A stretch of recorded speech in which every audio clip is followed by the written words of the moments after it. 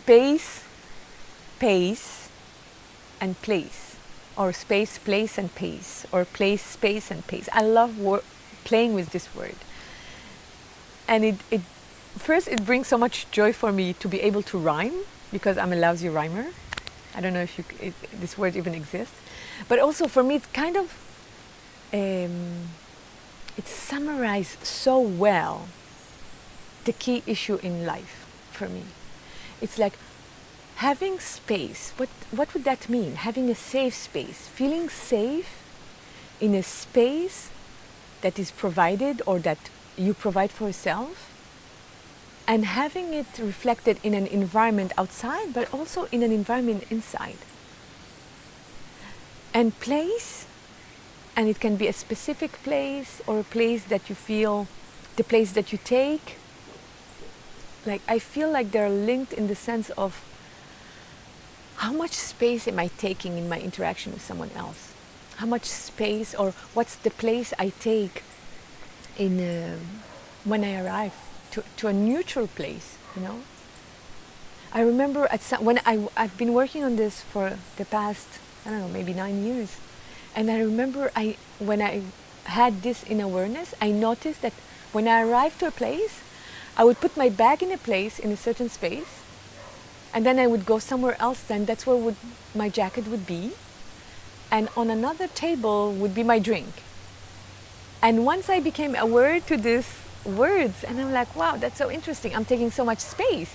Yet what I felt inside was that I didn't have any space.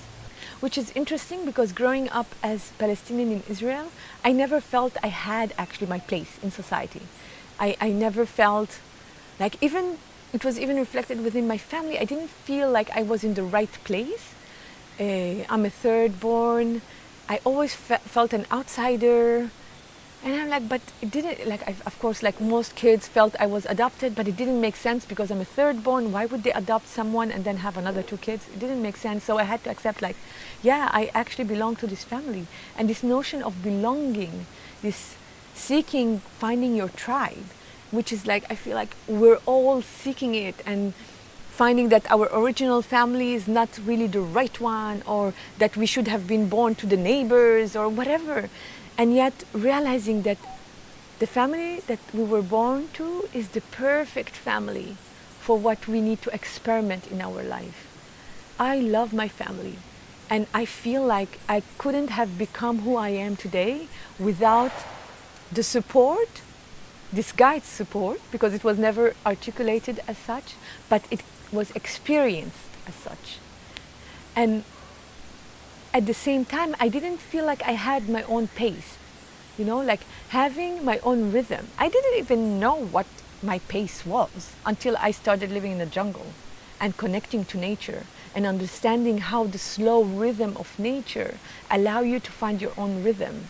And that your rhythm is not to jump out of bed and get your coffee and run to school or run to work or just run. Like, your rhythm is actually you're waking up slowly, listening to the birds, seeing the hummingbirds coming to my room and saying good morning, and I'm like, oh, I can stay here for at least 20, 30 minutes without moving, and just allowing my physical being collecting my ethereal being, you know, like my spiritual being, where I've been this whole night, you know, dreaming. And so for me, identifying my own pace has been a journey, because I'm a hyperactive kid. I used to be a hyperactive kid. I'm a hyperactive woman. I mean, I was working in New York, and I came to Costa Rica with the same attitude and rhythm of New York. And I was like, okay, when is this house done? You know, it was supposed to be done a month ago. And just like understanding, the more I was understanding the jungle, the more I was understanding the space, my own feeling of not having space within, yet taking so much space outside, you know? And coming into a room, and the only space that is available is Eva's space. And having people reflecting that to me, and I'm like, I don't feel that. That's not how I feel. So it was a way of overcompensating. Exactly. And that's what I understood. I understood that by me. And so that's how I would check myself. once I had this realization, I would check where are my things when I arrive to a place. How much space did I take? And it would be an indicator for me how much space I'm giving myself. Instead of taking, how much am I giving? And how much I would give to myself will determine how much I can give to others without feeling resentful, without feeling frustrated, without expecting them to give back. And it's just been a beautiful and challenging journey. It's just like constantly checking in with yourself about the space that I take, the space that I give, the space I give to myself or to others, the space I take for myself and others, what place, how am I dealing with my place? My place in the family, my place in society, my place in with my sons, with my husband. How am I considering this place? Also with my friends and in my work. What type of role am I playing? Because I'm thinking this is the place I am supposed to.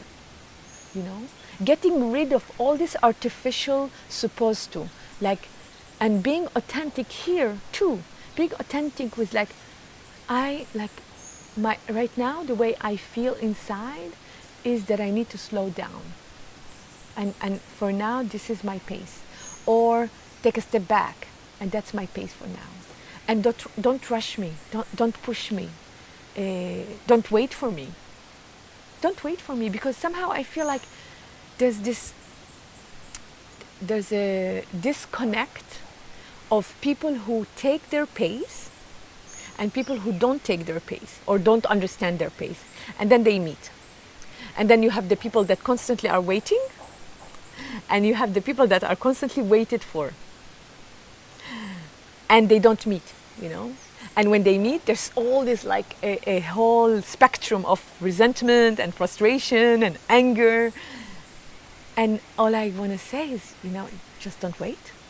You can really honor the pace that you have right now and be with it. And if that takes the whole day, then that takes the whole day. If that takes a month, and then there's no time limit in it. Because when the time is right, you will know. You will know. And I love the saying in Arabic, كل إشي بوقته حلو. In the right moment, you would know. It would be beautiful. Thank you for watching. If you liked this video, please consider subscribing to Eva Dalak YouTube channel. To book individual or group coaching sessions, please visit www.evadalak.me and send Eva a message by clicking Connect button in the menu. Stay healthy, stay safe, and have a great day.